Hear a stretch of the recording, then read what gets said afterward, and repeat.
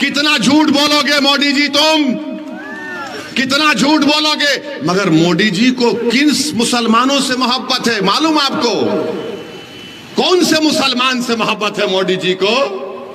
Dubai जाएंगे, Saudi अरब जाएंगे, Dubai और सऊदी अरब जाएंगे तो उसको बोलेंगे या हबीबी, या हबीबी। ऐसा मिलेंगे जैसा कि एक भाई से मिल रहे हैं, और हमको ऐसा देखते हैं, हम घुसपैठी है। मोदी जी उसका नाम अगर मोहम्मद बिन जायद है तो इसका नाम अख्तरुल ईमान है। दुबई के मुसलमान से मोहब्बत, सऊदी के मुसलमान से मोहब्बत, और सीमांचल के बेटे अख्तरुल ईमान से नफरत क्यों मोदी जी बताओ? नरेंद्र मोदी ने कोई नई बात नहीं कही, हमेशा कहते हैं, आज भी कह दिया उन्होंने क्या कहा कि मुसलमान बच्चे बहुत पैदा करते हैं। मुस्लिम हमारी माँ और बहनों का जो फर्टिलिटी रेट है वो 2.36 है, कम हुआ है। माने जो बच्चे पैदा कर रहे हैं मुसलमान वो कम हुआ है। हमारे हिंदू भाई बहन का उससे कम है जरूर, मगर हमारा कम हुआ है। मगर मोदी जी क्या बोलते? बच्चे बहुत पैदा कर रहे हैं। अच्छा मोदी जी, आपके कितने भाई हैं? 6।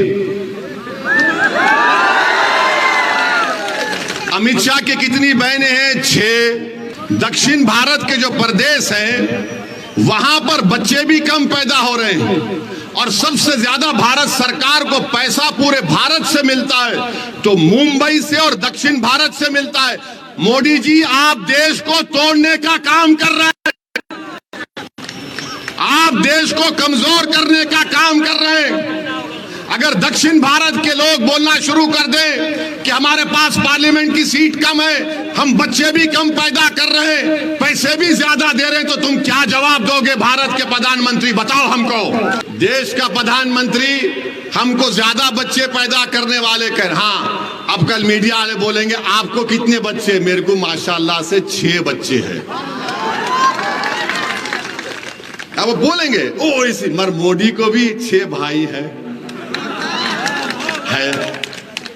अमित शाह को भी 6 बहनें हैं, और फिर रविशंकर प्रसाद साहब जो पटना का इलेक्शन लड़ रहे हैं उनको शायद 7 हैं, वो सबसे छोटे हैं। तो ये आप बताइए, एक प्रधानमंत्री के ओहदे पे रहकर कोई इस तरह से भाषण करता है? आपके एमपी साहब ने पार्लियामेंट में क्या बिल दिया? उन्होंने बिल ये दिया कि जो जानवरों पर जुल्म करते हैं उनकी सजा बढ़ा दी जाए। इंसान से मोहब्बत पहले होनी चाहिए, बाद में जानवर से होनी चाहिए। यानी बिल पेश किया, लोकसभा के वेबसाइट पर जाकर देखो, जावेद साहब ने एक प्राइवेट मेंबर्स बिल दिया कि जो जानवरों से अच्छा बर्ताव नहीं करते उन पर सजा बढ़ा दी जाए। जावेद साहब, ये जो हर घर में किडनी स्टोन हो रहा है, यहां पर जिनको कैंसर हो रहा है, उनका क्या होगा बताइए? बताओ नीतीश कुमार, बताओ तेजस्वी, बताओ मोदी। मौजूदा मेंबर ऑफ पार्लियामेंट है, मैंने उनका एक बयान पढ़ा जिसमें उन्होंने कहा कि वो लोग 5 साल में जावेद साहब 1.5 लाख किलोमीटर पैदल चले हैं। कितना चले हैं? 5 साल में 1.5 लाख किलोमीटर पैदल चले हैं, और यहां से हैदराबाद 9000 किलोमीटर है। मुझे नहीं मालूम था, वरना मैं भी पैदल सफर शुरू करता तो 2-3-6 महीने में पहुंच जाता, 8 महीने में।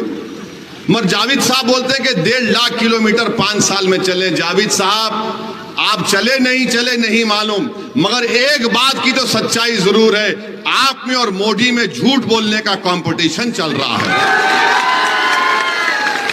मोदी ने कहा 15 लाख आ जाएंगे, 2 करोड़ नौकरियां मिलेंगी, तो जावेद ने कह दिया मैंने 5 साल में 1.5 लाख किलोमीटर चला। नदी में चले थे, 15 मिनट चले हम, 15 मिनट चले, तो आज आप जाकर देखो काम शुरू हो गया। जावेद साहब, तुम्हारे चलने में हमारे चलने में फर्क यह है कि जब तुम चले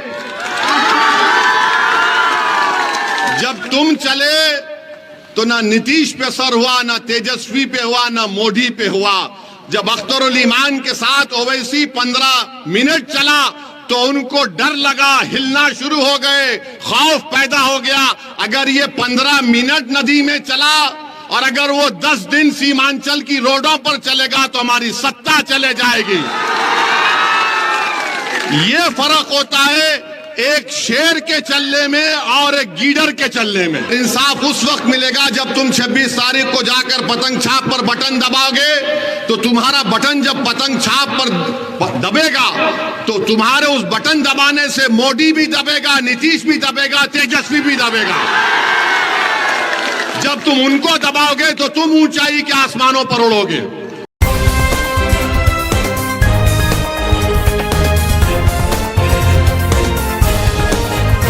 आप देख रहे हैं देश लाइव, देश की आवाज।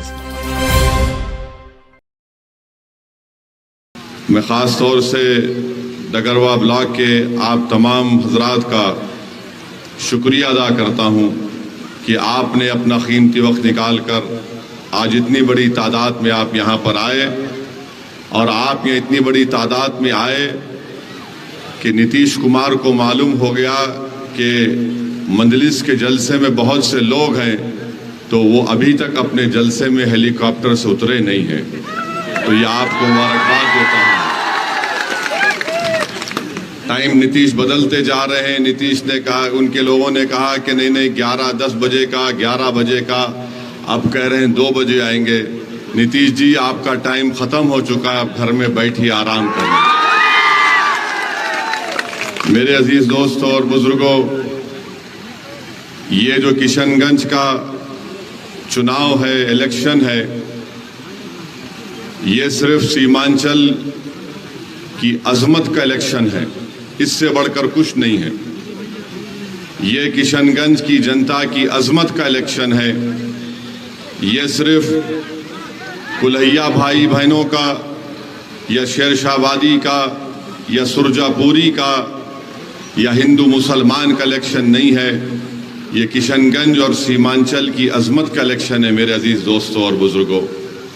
इसीलिए हम आपसे अपील करने आए हैं कि जिस शख्स ने, जिसको मजलिस इत्तेहादुल मुस्लिमीन ने अपना उम्मीदवार बनाकर पेश किया है, जिसने अपना तन मन धन सब कुछ सीमांचल के लिए और गरीब मजलूम के इंसाफ के लिए कुर्बान कर दिया, हम आपसे ये अपील करने आए हैं कि आप उस शख्स के हक में अपना वोट देकर आप सीमांचल की अजमत को बहाल करिए।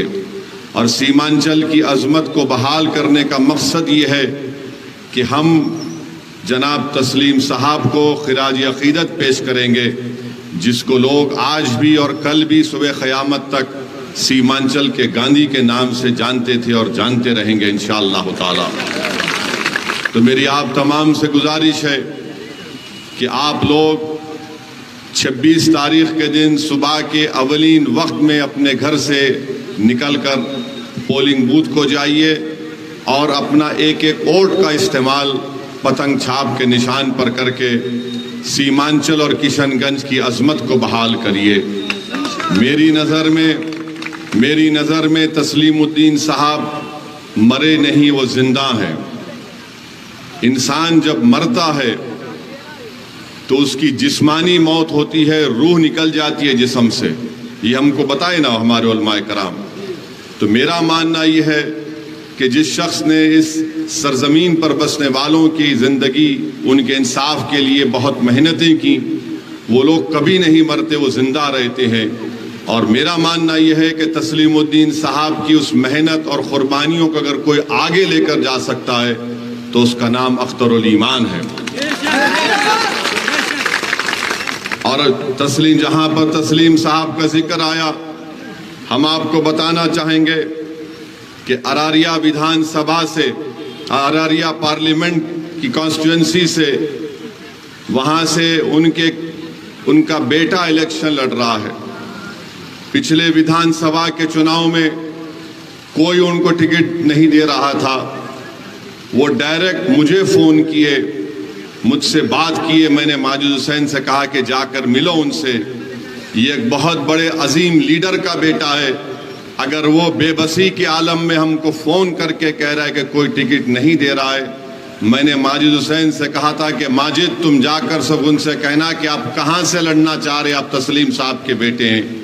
हमने उनको टिकट दिया, वो कामयाब हुए ये और बात है कि वो हमको छोड़कर किसी और जगह पर चले गए, मगर तस्लीम साहब हमारे लिए बहुत अजीज हैं और रहेंगे। उन्हीं के घर से बहुत से लोग मुझसे कांटेक्ट किए और कहे कि आप अरारिया पार्लियामेंट से इस कैंडिडेट को खड़ा कर दीजिए, उस कैंडिडेट को खड़ा कर दीजिए। हमने कहा हमारा ज़र्फ ये है कि जो हमको छोड़कर चला गया, हमने उनके बुरे वक्त में उनका साथ दिया था, उनका नहीं दिया था, हमने तस्लीम साहब की कुर्बानियों को देकर उनका साथ दिया था। अब भी हम आपको बता रहे हैं कि हमने अरारिया से अपना कैंडिडेट नहीं खड़ा किया। क्यों नहीं खड़ा किया? सिर्फ तस्लीम साहब की मोहब्बत में हमने अपना कैंडिडेट नहीं खड़ा किया। मैं जानता हूं जब मैं जोकी को गया था, हमारे उस कैंडिडेट की इंतखाबी मुहिम के लिए हम हेलीकॉप्टर से उतरे थे। जोकी की आवाम ने इतनी मोहब्बत हमसे निछावर की, हमसे मोहब्बत के मजाहरे किए कि जब हमारा हेलीकॉप्टर उड़ने नहीं दिया, उन्होंने कहा कि नहीं ओवैसी तुम भाषण दिए, रुको यहाँ पर, हम तुमसे हाथ मिलाना चाह रहे हैं। हम गाड़ी में निकल कर गए तो मैं जोकी की आवाम का भी को सलाम करता हूँ और उनसे कह रहा हूँ कि हम आपकी मोहब्बत के मखरूस हैं और रहेंगे इंशाअल्लाह ताला। मैं आपसे अपील भी कर रहा हूँ कि तस्लीम साहब की कुर्बानियों को अगर कोई लेकर आगे जा सकता है तो अख्तरुल ईमान है। इसीलिए हमने अरारिया में हमने दो खानदान में दीवार उठाने का काम नहीं किया। हमने कहा कि हम कैंडिडेट नहीं खड़ा करेंगे, जो हमको छोड़कर चले गए हम उनको अल्लाह के हवाले करते, अल्लाह हमारा इंसाफ करेगा। इज्जत का देने वाला अल्लाह सुब्हाना व तआला है, कामयाबी का देने वाला रब्ब करीम है। मेरे अजीज दोस्तों और बुजुर्गों, आप जानते हैं कि इस विधानसभा में एक बड़ी तादाद में हमारे कुलैया भाई भी रहते हैं। आप तमाम लोग मकई का भुट्टा की आप ज़िराअत करते हैं। यहाँ पर आपको बहुत बड़ी तकलीफ है, यहाँ पर आपको उसकी कीमत नहीं मिलती, पानी नहीं मिलता, बिजली नहीं मिलती। तेजस्वी और नीतीश ने बड़ा कहा था कि हमने बिजली पहुँचा दी, वाटर सब पंप दे दिया, मगर यहाँ का किसान परेशान है। वहीं पर जूट पाट की ज़िराअत होती है, स्मॉल स्केल इंडस्ट्री खोली जा सकती थी। उस जूट की जो लोग ज़िराअत करते हैं उनको फ़ायदा पहुंचाने के लिए ना राजद की सरकार ने किया, ना नीतीश कुमार या बीजेपी की सरकार ने किया। मेरे अजीज दोस्तों और बुजुर्गों, आप जानते हैं कि पटना में एक अस्पताल है जिसका नाम महावीर कैंसर रिसर्च अस्पताल है। उस कैंसर अस्पताल की रिपोर्ट ये कहती है कि किशनगंज, अमूर, बैसी, बहादुरगंज में हर घर में जो लोग सबसे ज्यादा कैंसर के पेशेंट आते हैं, पटना के इस अस्पताल में इनका ताल्लुक किशनगंज की पार्लियामेंट कॉन्स्टिट्यूंसी से होता है। क्यों होता है? क्योंकि आप जो पानी पीते हैं उसमें कैंसर उससे पैदा होता है। यहाँ पर हर घर में किसी न किसी के पास किडनी स्टोन की बीमारी हो जाती है। क्यों होता है? पानी पीने की वजह से। वो नीतीश कुमार की बड़ी स्कीम थी कि क्या था, हर घर नल, हर घर जल, जो भी था स्कीम का नाम। पानी की टांकी में पानी की जगह मरे हुए चिड़िया निकलती है, उसमें उसकी सफाई नहीं होती है। ये आपको दिया जा रहा है, कोई पूछने वाला नहीं है। इसीलिए हम आपसे अपील कर रहे हैं कि यहाँ की इस विधानसभा में बसने वाले लोग इंसान हैं और उनकी बीमारी को दूर करना, उनको सेहत पहुंचाना, उनसे इंसाफ करना कौन करेगा? आपने जिसको अपना सांसद बनाकर दिल्ली को भिजाया, उन्होंने क्या किया मालूम आपको? दिल्ली में आपको पता है उन्होंने क्या किया? हमने पार्लियामेंट में भारत की संविधान के 371 के तहत हमने लड़ाई लड़ी, हमने बिल डाला कि यहां पर सीमांचल डेवलपमेंट काउंसिल बने। अगर वो बन जाता, और बनेगा इंशाअल्लाह ताला, हम अपनी लड़ाई को जारी रखे हैं। अगर वो बन जाएगा तो सीमांचल का जो पैसा होगा वो आप लोग तय करेंगे। सीमांचल की नौकरी सीमांचल के बसने वालों को मिलेगी। और आपके एमपी साहब ने पार्लियामेंट में क्या बिल दिया? उन्होंने बिल ये दिया कि जो जानवरों पर जुल्म करते हैं उनकी सजा बढ़ा दी जाए। इंसान से मोहब्बत पहले होनी चाहिए, बाद में जानवर से होनी चाहिए। यानी बिल पेश किया, लोकसभा के वेबसाइट पर जाकर देखो, जावेद साहब ने एक प्राइवेट मेंबर्स बिल दिया कि जो जानवरों से अच्छा बर्ताव नहीं करते उन पर सजा बढ़ा दी जाए। जावेद साहब, ये जो हर घर में किडनी स्टोन हो रहा है, यहां पर जिनको कैंसर हो रहा है, उनका क्या होगा बताइए। बताओ नीतीश कुमार, बताओ तेजस्वी, बताओ मोदी, इनके बारे में कोई बात नहीं होगी।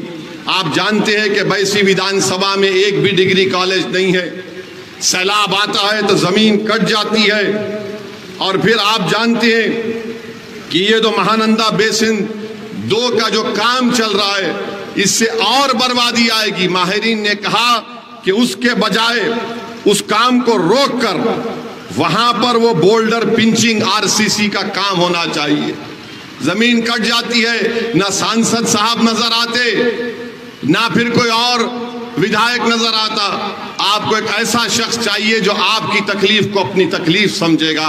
तो इसलिए 26 तारीख को हम आपसे अपील कर रहे हैं कि अख्तरुल ईमान साहब को आप अपना वोट दीजिए पतंग छाप पर। यहाँ पर अस्पताल है, उसमें डॉक्टरों की जरूरत है, डॉक्टर लाना चाहिए, नर्सेस होनी चाहिए। अच्छा, एक बात आप बताइए, ब्रिज बनाया गया, उसका ढलाई का काम शुरू हुआ चंदरगांव में और चौमेली गांव में, 2 दिन के अंदर ब्रिज बैठ गया। कौन जिम्मेदार है? ओवैसी जिम्मेदार है इसका। हम चुनाव लड़ते हैं तो हमको बहुत गाली दी जाती है, हमको उसकी कोई फिक्र नहीं है, मगर ये बताओ ढलाई के 2 दिन के बाद ब्रिज बैठ जाता है, इसका कोई पूछने वाला नहीं है। इसीलिए मेरे अजीज दोस्तों और बुजुर्गों, हम आपसे अपील कर रहे हैं कि आप इस चुनाव में तारीख बनाना पड़ेगा आपको। एक एक वोट का इस्तेमाल आप किशनगंज की पार्लियामेंट के लिए नहीं, बल्कि सीमांचल और किशनगंज की अजमत के लिए आपको अपने वोट का इस्तेमाल मजलिस इत्तेहादुल मुस्लिमीन के हक में करना पड़ेगा। और मैं आपको ये भी बताना चाहूँगा कि यहाँ से आपके जो मौजूदा मेंबर ऑफ पार्लियामेंट है, मैंने उनका एक बयान पढ़ा जिसमें उन्होंने कहा कि वो लोग 5 साल में जावेद साहब 1.5 लाख किलोमीटर पैदल चले हैं। कितना चले हैं? 5 साल में 1.5 लाख किलोमीटर पैदल चले हैं, और यहां से हैदराबाद 9000 किलोमीटर है। मुझे नहीं मालूम था, वरना मैं भी पैदल सफर शुरू करता तो 2-3-6 महीने में पहुंच जाता, 8 महीने में। मगर जावेद साहब बोलते हैं कि 1.5 लाख किलोमीटर 5 साल में चले। जावेद साहब, आप चले नहीं मालूम, मगर एक बात की तो सच्चाई जरूर है, आप में और मोदी में झूठ बोलने का कंपटीशन चल रहा है। मोदी ने कहा 15 लाख आ जाएंगे, 2 करोड़ नौकरियां मिलेंगी, तो जावेद ने कह दिया मैंने 5 साल में 1.5 लाख किलोमीटर चला। कितना झूठ बोलेंगे आप। अल्लाह ने आपको आंखें दी, दिल दिया, क्या आपको दिख नहीं रहा यहां पर तबाही और बर्बादी हो रही है? यहां पर आप बताएं, आप सच्चाई जानते हैं मेरे भाई। अमृतसर को एक जनसाधन एक्सप्रेस ट्रेन जाती है जिसको पलायन एक्सप्रेस कहते हैं, उसके टॉयलेट में यहां के बच्चे बैठकर जाते हैं ट्रेन में, उसके शौचालय में, ट्रेन के अंदर नहीं, ट्रेन के शौचालय में बैठकर जाते हैं। और आप बात कर रहे हैं 1.5 लाख किलोमीटर आप चल रहे हैं। अरे हम तो हैदराबाद से आकर ये सब देखकर बोल रहे हैं, तुम तो यहीं के हो, तुमको नजर नहीं आता है? क्या हो गया तुमको? मेरे अजीज दोस्तों और बुजुर्गों, इसीलिए हम फिर से कह रहे हैं 26 तारीख को आपको अपना एक एक वोट अख्तरुल ईमान साहब के हक में इस्तेमाल करना पड़ेगा।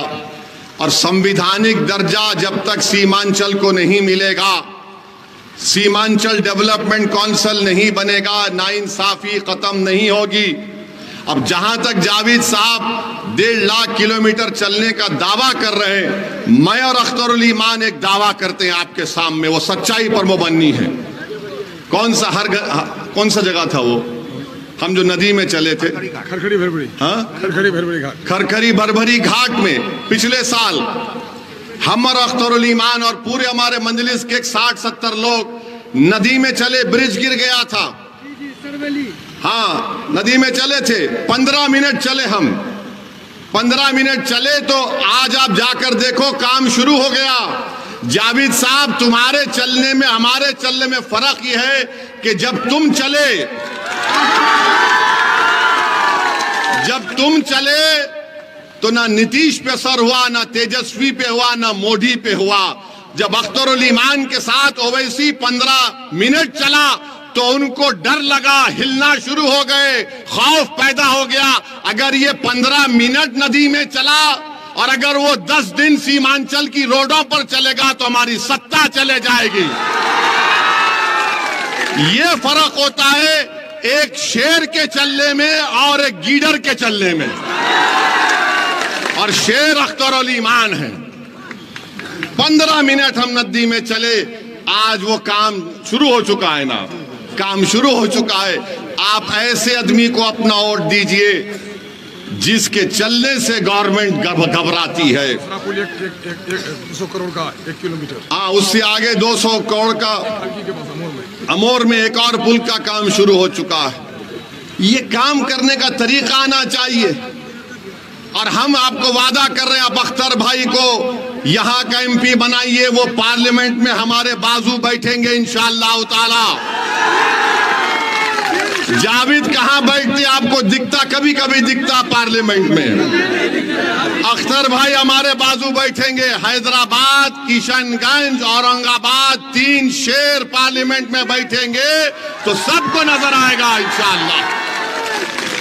तो हम आपसे अपील कर रहे हैं कि अख्तरुल ईमान को अपना एक वोट देकर सीमांचल की अजमत को बहाल करिए। तस्लीमुद्दीन साहब के उन ख्वाबों को पूरा करने का काम, मौलाना सरहुल कासमी साहब की उन कोशिशों को पूरा करने का काम सिर्फ अख्तरुल ईमान कर सकता है और कोई नहीं कर सकता। मेरे अजीज दोस्तों और बुजुर्गों, फिर आपके सामने अख्तर भाई ने बताया कि बिहार में कास्ट सेंसस हुआ। हम पूछना चाह रहे हैं तेजस्वी यादव से, नीतीश कुमार से और देश के प्रधानमंत्री नरेंद्र मोदी से कि मोदी जी ये कौन सा इंसाफ है कि आपकी पार्टी भी सत्ता में थी, बिहार में ब्राह्मण की आबादी, हमारे ब्राह्मण भाई बहनों की आबादी 47 लाख उनकी आबादी है, उनको हिस्सा मिलना चाहिए था 86,802 और नीतीश कुमार ने, नरेंद्र मोदी ने, तेजस्वी ने, सब ने मिलकर उनको 1,72,000 के करीब नौकरियां दे दी। और हम फिरका परस्त हैं, हम भी टीम हैं। बोलो मोदी जी, बोलो नीतीश, बोलो तेजस्वी, ये कैसे हुआ? 47 लाख की आबादी, उनको हिस्सा मिलना 76,000 नौकरी में और उनको नौकरी मिली 1,72,000 और गाली हमको देते हैं कि हम फिरका परस्त हैं। अच्छा, आप आ जाइए। यादवों का है कि 1 करोड़ 86, हाँ, 1,86,000 हमारे यादव भाई बहनों की आबादी है। हाँ, 1 करोड़ बिल्कुल। और उनको नौकरी मिली 2,92,000, जबकि उनको मिलना चाहिए है ना, नहीं, उनको नौकरी मिली 2,89,000। आप बताइए फिर। अब आ जाइए सुरजापुरी, कुल्हैया, शेरशाहबादी। सुरजापुरी की आबादी 24,50,000 है और नौकरी मिलना चाहिए 29,000 और उनको मिला खाली 15,000। हम जिम्मेदार हैं। और फिर आप आ जाइए कुल्हैया बरादरी, 12 लाख उनकी आबादी है, मिलना चाहिए नौकरी 19,000, मिली 6,000। क्या आप यहां से जब उठकर जाएंगे, हमारी बात को सोचिए, हम यहां पर हैदराबाद से आए हैं, आपके लिए आए हैं। इंसाफ कौन दिलाएगा? और इंसाफ उस वक्त मिलेगा जब तुम 26 तारीख को जाकर पतंग छाप पर बटन दबाओगे। तो तुम्हारा बटन जब पतंग छाप पर दबेगा तो तुम्हारे उस बटन दबाने से मोदी भी दबेगा, नीतीश भी दबेगा, तेजस्वी भी दबेगा। जब तुम उनको दबाओगे तो तुम ऊंचाई के आसमानों पर उड़ोगे। वरना याद रखो, हम गुलामी करने के लिए पैदा नहीं हुए इन लोगों के लिए। अब आप आ जाइए शेरशाहबादी, हमारे भाई बहन 13 लाख उनकी आबादी, 21,000 उनको नौकरी मिलनी चाहिए, उनको नौकरी मिली खाली 5,500। बताओ फिर ये कौन नाइंसाफी कर रहा है? तुम्हारा आदादो शुमार है, तुम्हारे सरकार की आदादो शुमार है और तुम क्या कर रहे हो? मेरी भाइयों बहनों नौजवानों, हम तुम्हारी लड़ाई लड़ रहे हैं। मेरी इज्जतदार हमारे बुजुर्गों से अपील कर रहा हूं कि हम आपके ख्वाबों को पूरा करना चाह रहे हैं। आपने अपनी जवानी को खपा दिया इन जालिमों के पीछे, और इन जालिमों ने हमारे नौजवानों के मुस्तकबिल को बर्बाद कर दिया। अगर आज ओवैसी तुम्हारे सामने खड़ा है, इसलिए खड़ा है कि बुजुर्गों के ख्वाबों को पूरा करना, हमारी माँ और बहनों की आंख से आंसू बहना कम हो जाना, और हमारे बच्चे इसी सरजमीन पर बैठकर इज्जत की जिंदगी गुजारे, ये हमारी कोशिश है। तो इसीलिए हम आपसे अपील कर रहे हैं कि आप अपना एक अकाउंट 26 तारीख के दिन MIM पार्टी के हक में इस्तेमाल करिए। और फिर हम कल से हम देख रहे हैं हमारे भारत के टाइम है ना अभी, हमारे भारत के प्रधानमंत्री नरेंद्र मोदी का एक भाषण हुआ। नरेंद्र मोदी ने कोई नई बात नहीं कही, हमेशा कहते हैं, आज भी कह दिया उन्होंने क्या कहा कि मुसलमान बच्चे बहुत पैदा करते हैं। अब हम आपको मोदी जी की इस भाषण का पोस्टमार्टम करते हैं। उनके भाषण का, उन्होंने जो भाषण दिया उस बारे में आपको जो झूठ उन्होंने बोला उसकी सच्चाई को आपके सामने रखकर, ताकि मोदी जी को भी मालूम हो जाए कि मोदी जी आप लंबी लंबी फेंकते हैं जावेद की तरह, मगर हम आपको सच्चाई बता देते हैं। और सच्चाई ये है मेरे भाई कि भारत में मुस्लिम हमारी माँ और बहनों का जो फर्टिलिटी रेट है वो 2.36 है, कम हुआ है। माने जो बच्चे पैदा कर रहे हैं मुसलमान, वो कम हुआ है। हमारे हिंदू भाई बहन का उससे कम है जरूर, मगर हमारा कम हुआ है। मगर मोदी जी क्या बोलते, बच्चे बहुत पैदा कर रहे हैं। अच्छा मोदी जी, आपके कितने भाई हैं? 6। अमित शाह के कितनी बहनें हैं? 6। रविशंकर प्रसाद के कितने भाई बहन? 7। मगर इन सबको नजर आता मुसलमान बच्चे बहुत पैदा कर रहा है। ये एक गवर्नमेंट का डेटा बता रहे, फर्टिलिटी रेट 2.36। अब आप इस पे आ जाइए। दूसरा उन्होंने कहा कि यहां पर घुसपैठी हैं। 15 जुलाई 2014 को गवर्नमेंट ने पार्लियामेंट में इस तरह का कोई जवाब नहीं दिया, कोई एस्टिमेट नहीं है। कहा 25 नवंबर 2014 को गवर्नमेंट ने कहा कि कोई डेटा नहीं है, नंबर नहीं है। 6 दिसंबर 2016 को गवर्नमेंट ने कहा कोई कंफर्म डेटा नहीं है बांग्लादेश से जो लोग आ रहे हैं। 22 दिसंबर 2015 को लोकसभा में गवर्नमेंट ने कहा हमारे पास कुछ रिकॉर्ड नहीं है। 21 मार्च 2017 को मोदी सरकार ने कहा कि डेटा अवेलेबल नहीं है। 11 अप्रैल 2017 को गवर्नमेंट ने कहा कि डेटा नहीं है कि बांग्लादेश से कितने आ रहे। 1 अगस्त 2017 को गवर्नमेंट ने वही जवाब दिया। 20 मार्च 2018 को वही जवाब दिया। 2 जुलाई 2019 को वही जवाब दिया। 3 मार्च 2020 को मोदी सरकार ने वही जवाब दिया कि हमारे पास डेटा नहीं है, नंबर नहीं है। तो मोदी जी, आप किस बुनियाद पर घुसपैठी कह दी हमको बताओ। अब मोदी जी का जवाब सुनो आप। अब हम उनको जवाब दे रहे हैं। अगर हमारे दक्षिण भारत के जो प्रदेश हैं, वहां पर बच्चे भी कम पैदा हो रहे हैं, और सबसे ज्यादा भारत सरकार को पैसा पूरे भारत से मिलता है, तो मुंबई से और दक्षिण भारत से मिलता है। मोदी जी, आप देश को तोड़ने का काम कर रहे हैं, आप देश को कमजोर करने का काम कर रहे हैं। अगर दक्षिण भारत के लोग बोलना शुरू कर दें कि हमारे पास पार्लियामेंट की सीट कम है, हम बच्चे भी कम पैदा कर रहे हैं, पैसे भी ज्यादा दे रहे हैं, तो तुम क्या जवाब दोगे भारत के प्रधानमंत्री? बताओ हमको, बताओ क्या जवाब दोगे आप? मेरे अजीज दोस्तों और बुजुर्गों, ये नरेंद्र मोदी भारत को कमजोर करने का काम कर रहे हैं। और अगर और भी आपको डेटा चाहिए, अच्छा ये बोलते,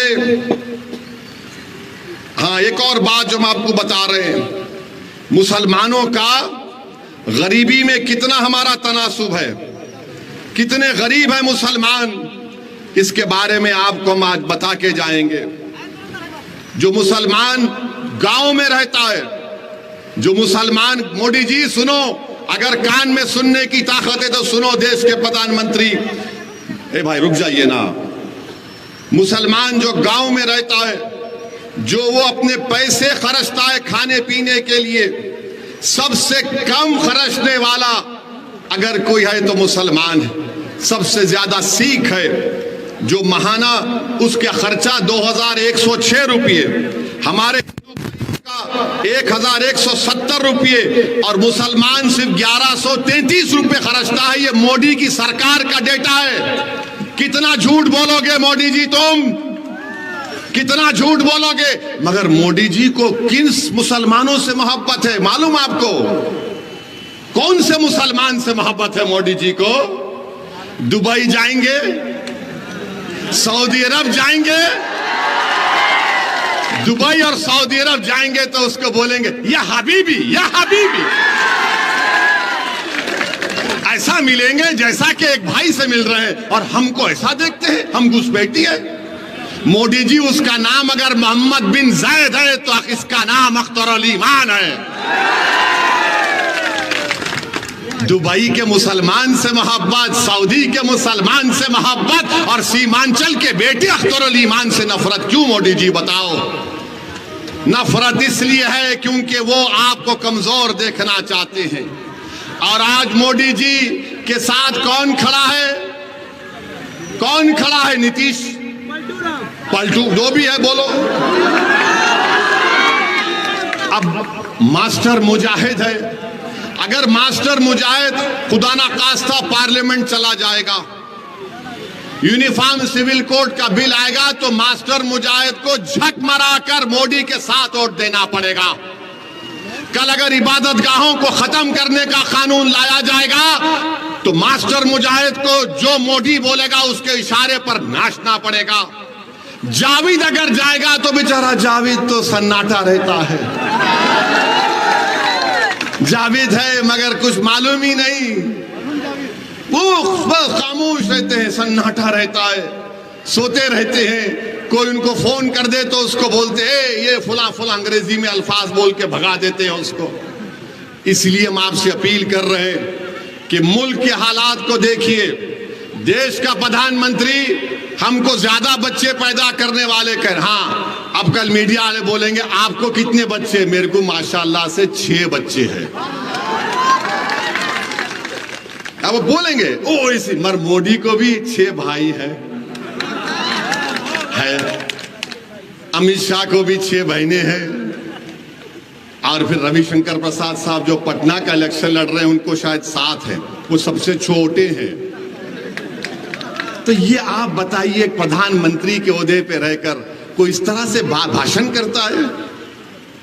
अरे भाई 17 करोड़ भारत में हिंदुस्तान के मुसलमान रहते हैं। मोदी जी सुन लो, अंग्रेज हमको खत्म करना चाहते थे मगर हमने अंग्रेजों को उखाड़ कर फेंक दिया भारत से।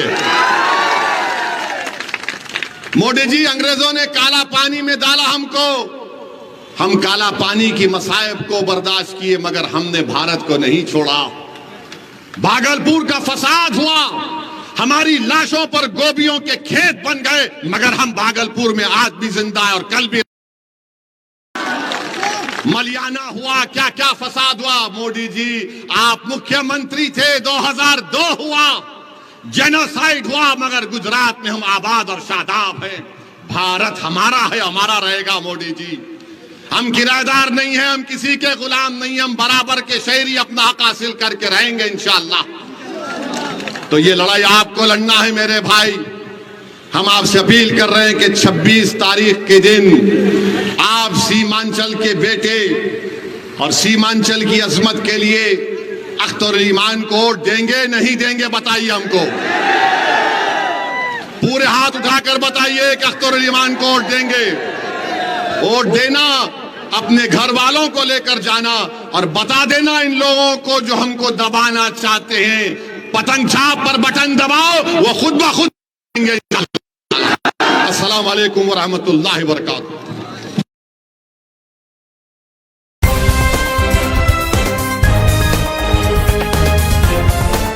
देश और दुनिया की तमाम छोटी और बड़ी खबरों के लिए हमारे चैनल को सब्सक्राइब करना न भूलें और बेल का बटन जरूर दबाएं।